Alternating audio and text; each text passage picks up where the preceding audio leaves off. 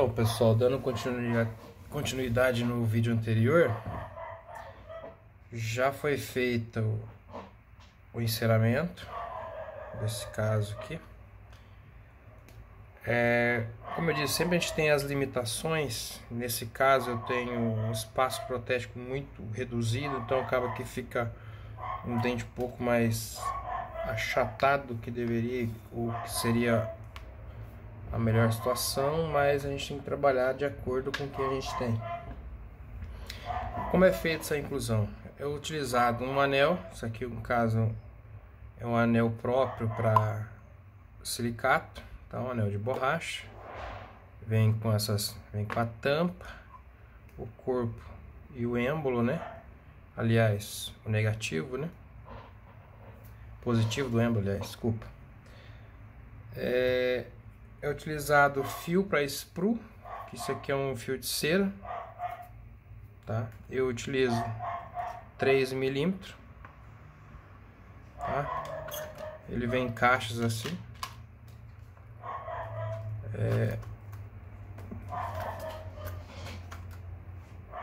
O que é feito agora? Esse sprue é colocado. Eu tenho eu sempre coloco por palatina ou lingual, porque normalmente depois, quando você já tiver feito a sua injeção e for recortar o sprue, a área onde está feito a colagem aqui, né, o enceramento, que você coloca o sprue, quando você corta ele, fica uma área esbranquiçada, uma área meio acinzentada, tá? Então, se eu colocar na minha vestibular, vai atrapalhar a estética geral do meu elemento. Então, eu sempre dou prioridade de colocar por palatina e lingual, tá? Como é que é feito? Tiro uma parte pequena, pode ser até menor, eu coloco um pouco maior para eu ter mais controle. Você só esquenta a ponta do sprue e coloca ele. Grau, em média 45 graus, tá?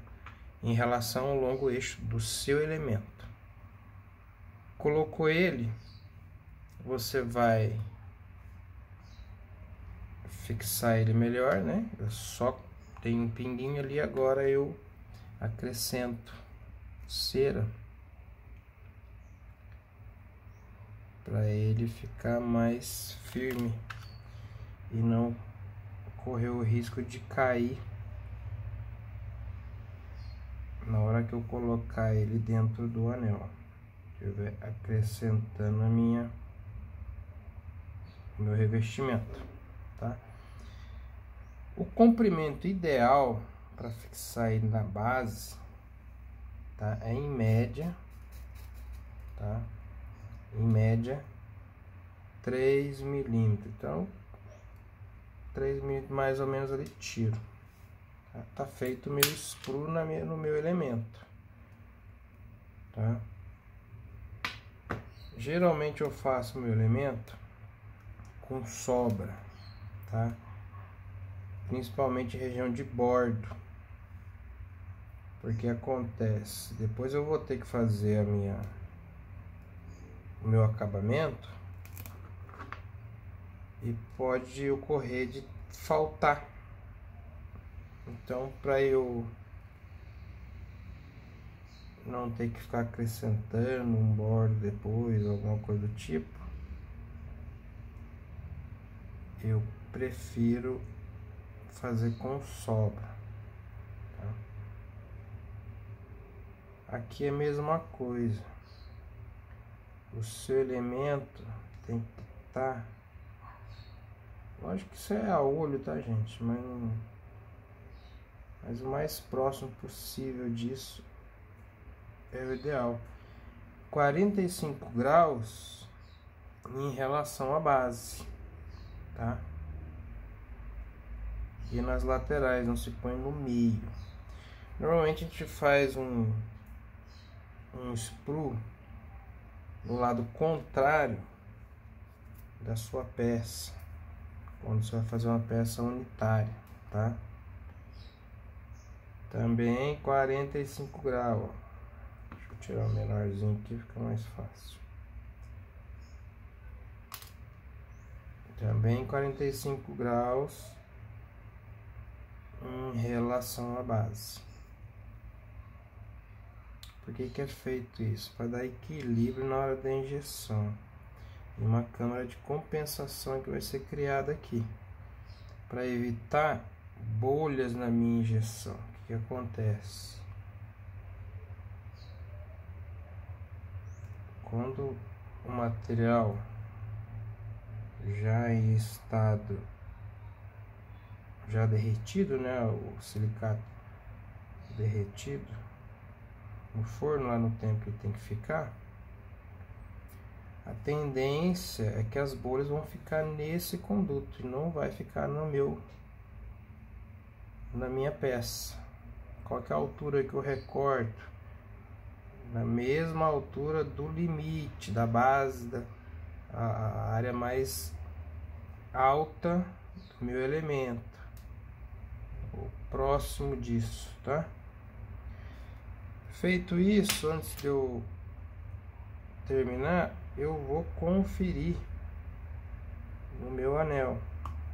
Coloco na posição e vejo que a distância que vai estar da base aqui do anel até o meu elemento, ideal que esteja pelo menos uns meio centímetro ou 5, 6 milímetros que seja, já tá.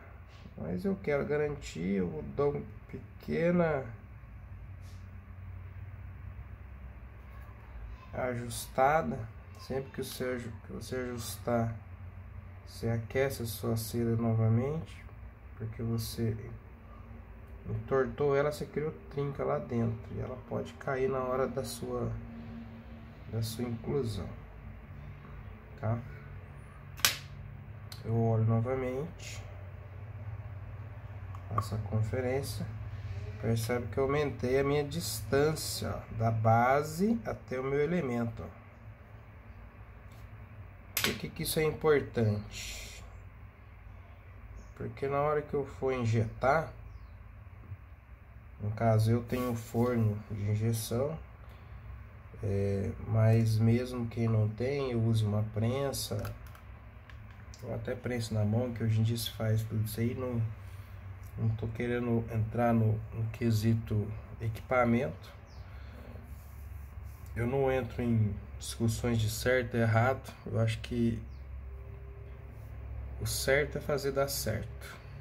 Não tô falando de gambiarra, tô falando de fazer aquilo que tem que ser feito. Agora a forma que você vai fazer, na minha opinião, é indiferente, tá? Feito isso, antes da inclusão, importante, tá? Não precisa ser esse, mas utilizar um agente redutor de tensão. O que é isso? É um antibolha. Então eu vou dar uma esperrada antibolha no meu elemento. Vai criar o que? Vai tirar a tensão superficial. Porque concorda que aqui eu tenho material cera e resina, tá? Como vocês já aprenderam, quem fez prótese ou quem faz odonto, você aprende sobre molhamento. Quando eu coloco um líquido numa superfície e a forma que ele vai se espalhar. Então, quanto menor for a minha tensão de superfície, melhor vai ser o meu espalhamento. Então não vai ocorrer, vai diminuir a questão de ter bolhas, principalmente no meu bordo, que ele é bem fininho, tá vendo? Então se eu tiver com uma tensão aqui, provavelmente esse bordo falha, e não é isso que a gente quer. Então é ideal que se utilize um antibolha, tá? Então daqui agora eu passo meu antibolha, vou manipular o meu revestimento, revestimento próprio para silicato de lítio. O que eu uso é um universal. que eu utilizo tanto para o metal quanto para o silicato. A diferença são as proporções de líquido e água, tá? E sempre eu preconizo utilizar as proporções que o fabricante utiliza, que ele pede, né? Que aí você vai evitar ir atrás do revestimento. Geralmente vem escritas as proporções para cada tipo de trabalho que você for fazer. Então sempre dê atenção a isso, que isso vai diminuir chances de erro no resultado final do seu trabalho, tá? E por enquanto é isso, até daqui a pouco.